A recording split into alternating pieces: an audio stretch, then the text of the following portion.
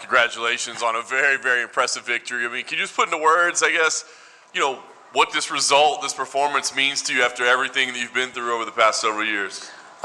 Just shows that I'm still here, I never thought I went anywhere. I think the division kind of did, obviously coming off all those fights being canceled and stuff like that. And obviously my last 3 fights not going the way I wanted to. But, thank God for my team and my friends and family that kept pushing me in the right direction. Just show the division I'm back in it.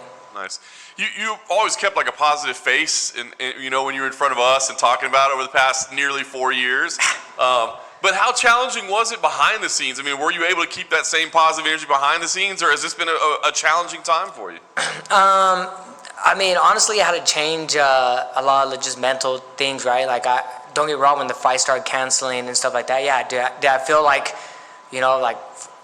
damn, what's going on, I kind of felt sad and stuff like that. But at the end of the day, like I tell people, just because something's going bad in your life doesn't mean life stops. I have a son, I have my bills to pay and stuff like that. I had to just keep grinding, my boy Billy Bigelow be like, hey, stuff those feelings way deep down inside until, until the time it is to come out. But I just kind of kept moving forward, and like I said, I listened to my team. I owe a lot to my manager, Jason Howes, Jeremy Luchow, Lance, Jacob, and Coach Colin Oyama, Tyler Wambos, Jiva, and Ricky Simone, all these guys that kind of stuck with me by my side and were telling me, hey, man, you're one of the best in the world. I spar with these guys, I spar with these guys nonstop. I train with these guys, and I can hang with these guys, and I take Ricky down all the time, just to put that out there. I hang with these guys all the time, and confidence. Yes, I still had it, right? It's just showing the world that I still had it, and I think I did that tonight. Definitely did that. Came out there very aggressive, put the combinations together. Was that just game plan for tonight, or was there something extra you were feeling? Because that was an incredible performance. Honestly, I just go back to my old ways. Before all this stuff started happening, I mean, if you look at my fights, I was really like a combination kind of guy, chopping the legs all the time, always putting pressure. That's that Colin Oyama and Tyler Wambo style to kind of come forward and put pressure on guys, melt them with my defense, right? I feel like I have some of the best defense. Yeah, am I going to get hit? Yeah, of course, but I believe in my defense, and I kind of just went out there and showed it. Nice. Was there a moment along the way or a read that you had where you're like, oh, I'm going to catch him tonight? No, honestly, it's funny because all my friends always call me Pillow Hands, so now they can't call me that no more. So my buddy John Motts, he was calling me ASP Alex Sleeping Pill Perez. Not because I was putting people to sleep, because I was putting him to sleep every time he would commentate my fights, because I would just take the guy down. So, it just shows that I am involved in, obviously the footwork was a little different.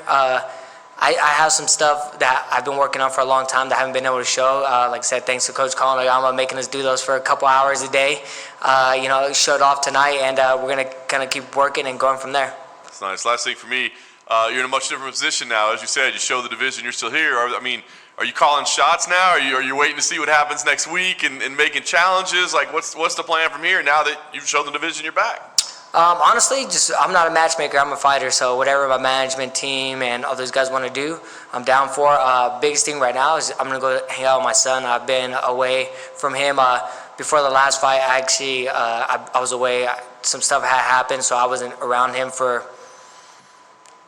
I think pretty much the whole camp. I see him during fight week, and then obviously I stay here to help Cody Garbrandt and help Cynthia for their fight and stuff. So I really didn't get to see him too much.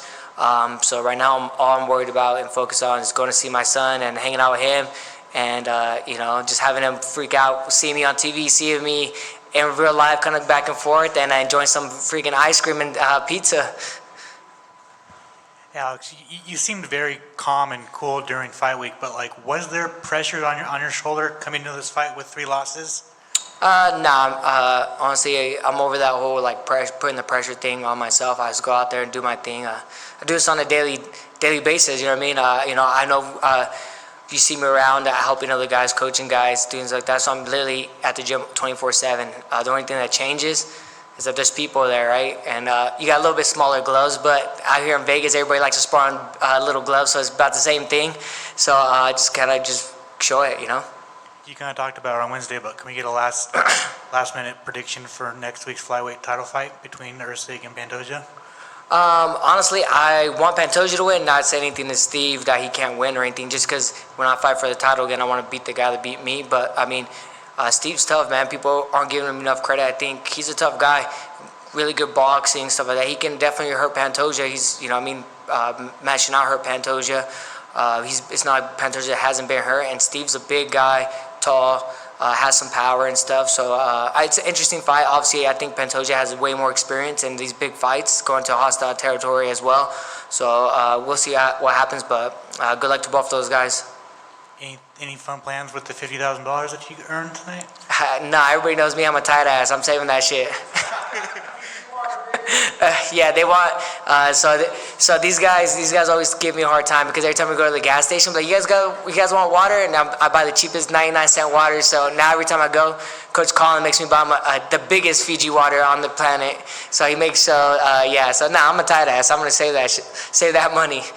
And then can you bring an Acai Republic to Vegas? Eventually, that's the goal.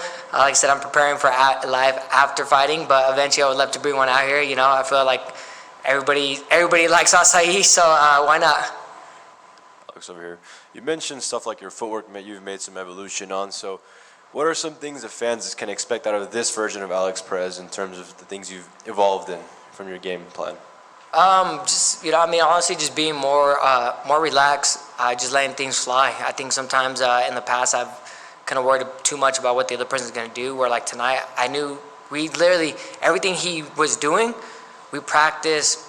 This camp was only 3 weeks, well, only technically 2 weeks because I was out here helping people out, so I really only got to spend a week with my team, but it was just literally everything we talked about, everything that Coach Colin and Coach Jiva, Coach Tyler were saying that he was doing, I literally had to practice it. I was doing a lot of shadow boxing. Shout out to Vince Morales for being a good partner because he came out, he took time away from his training, and he was doing all that stuff for me. And yeah, man, it was like I was able to see a lot of stuff. So I just think they're going to be able to see a calmer Alex Perez.